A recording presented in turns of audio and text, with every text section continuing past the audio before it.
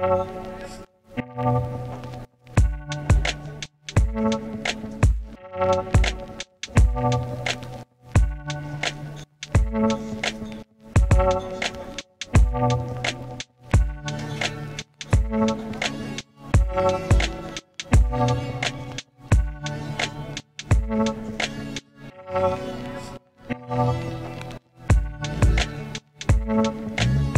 kapuro, magandang hapon sa inyong lahat kasi nandito tayo ngayon sa Laines Taal Lake and Resort. Ayan.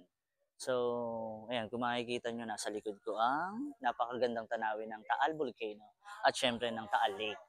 Ayan. So, mga kapuro, nandito tayo ngayon at upang tulungan natin ang turismo ng lalong-lalo na ang Talisinense. Buwan ng tourism ngayon, ang Setyembre.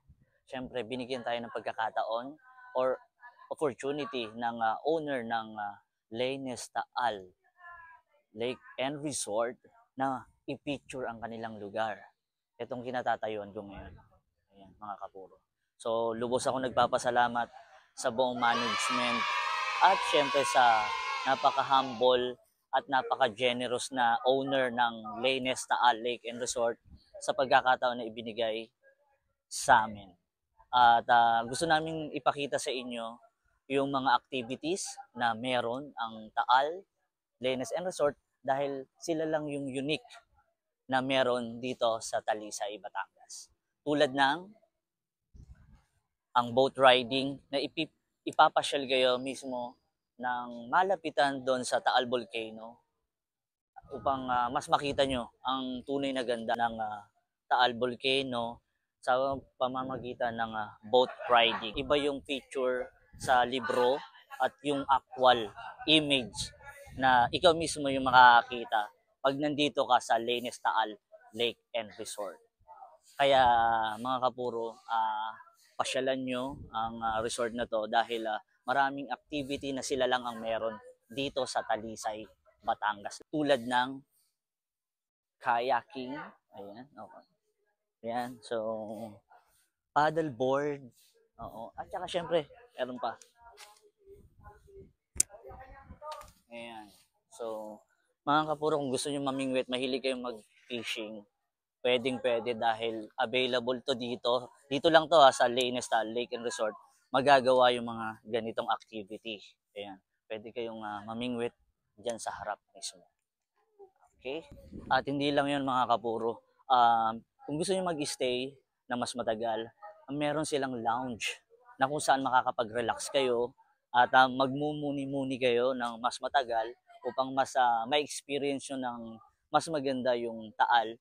Available ang kanilang lounge dito sa Laines Taal Lake and Resort. At meron pa ditong espesyal na pinupuntahan ang mga turista na dito mo lang din makikita sa Taal Laines and Resort. Kaya samahan nyo kami, meron ditong duyan na napaka-special.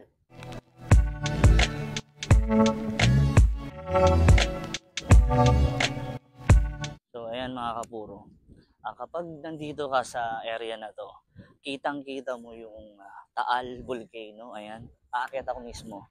So para ma-experience ko rin to. So ito yung perfect spot na kung saan kung gusto mong mag-picture at magmuni-muni habang nakatingin dun sa Taal Volcano. So ito yung perfect spot. Pwede naman po kasi matibay naman to mga kapuro. Kung gusto mong magkape, pwede din. Ang napakaganda dito sa Laines, napakaganda ng ambience, nakaka-relax. Lalong-lalo na kapag galing ka ng city, gusto mong mag-relax, puntahan nyo ang Laines Taal Lake and Resort. Panalo. So, ang Laines ay may mini pool. Ang kagandahan ng mini pool dito mga kapuro. Okay. Kapag nandito ka sa mini pool nila, habang nagtatampisaw ka sa malamig na tubig dito, makikita mo yung kabuang image ng Taal Volcano. Ayan, sa harap ko.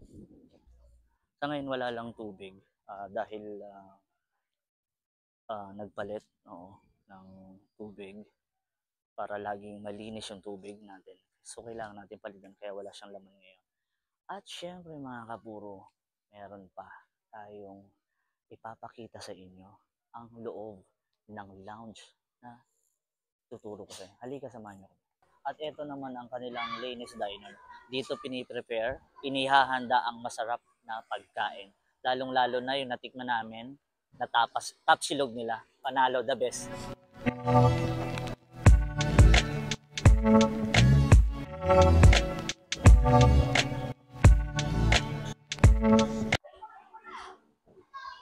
So ayan mga kapuro, at ang nakikita nyo sa likod ko ay ang kanilang lounge. Pero bago tayo pumasok dyan at para at makita, kailangan muna nating pumunta sa reception area. Kaya samahan nyo ako para mag-inquire tayo. So ayan mga kapuro, nandito tayo ngayon sa reception area ng Lainez Lake and Resort. So ito yung certification nila. Ayan mga kapuro, para makita nyo lang. At syempre,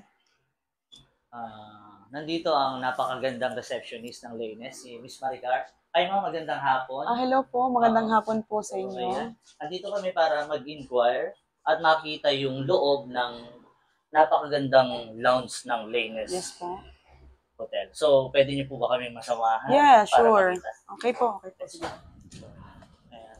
Kasama natin ngayon si Miss Maricar para ma-tour tayo sa loob ng kanilang lounge. Ganda. Pretty. This way po, Okay, sir. Thank you. Okay.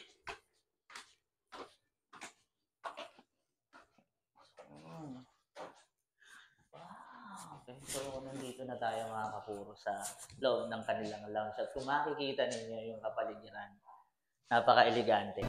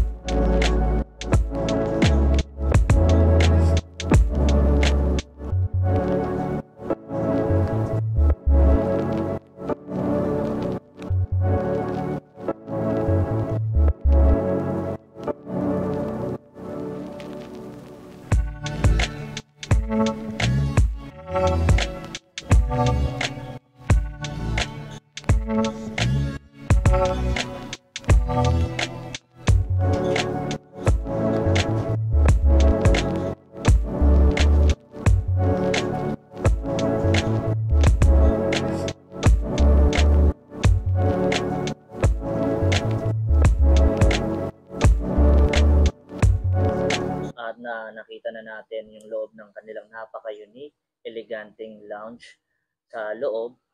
Napasyalan na natin yung iba't ibang room nila. Actually, merong 4 rooms yung lounge nila na napakaraming bed bunk. So sa mga gusto mag-stay, sulit na sulit, panalo. Kasi para kayong nasa sarili nyong hahanan. Ang pinaka-unique pa doon, pwede kayong magluto ng sarili nyong food na naaayon sa inyong kagustuhan. At syempre nandito ngayon kasama ko, kaharap ko ang napakagandang receptionist ng Lainez para ma-invite lahat ng mga turistang gustong makapasyal dito. Ano yung binabalik-balikan ng mga turista dito sa loob ng Lainez Lake and Resort? Ang pinaka-binabalik-balikan dito ng mga turista is boat ride. And then, para makita nila or malapitan nila ang Taal Volcano. Bukod doon, meron po tayong mga lake activities kagaya ng fishing, kayak, and then paddleboard. And pinaka-the best sa gabi, mag-bonfire po yung mga guests. Sa gustong mag-inquire, pwede kayong mag-reach out sa pamamagitan ni Miss Maricar, ang kanilang receptionist. Yes po, pwede po kayong kumontak sa aming FB page. Ang pangalan po ng aming FB page ay Lainez Taal Lake Resort.